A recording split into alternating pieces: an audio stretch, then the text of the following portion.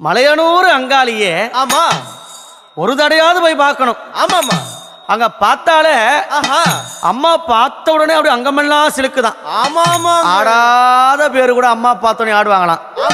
அப்படி இருக்கும்போது மலையனூர் போகணுங்க அத்தாலனா பார்க்கணுங்க. மலையனூர் போகணுங்க அத்தாலனா பார்க்கணுங்க.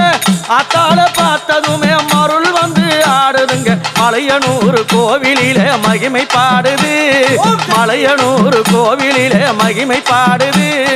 உடுக்க ஒலி கேட்டதுமே உலகம் ஆடுது. அம்மா உடுக்க ஒலி கேட்டதுமே உலகம் ஆடுது.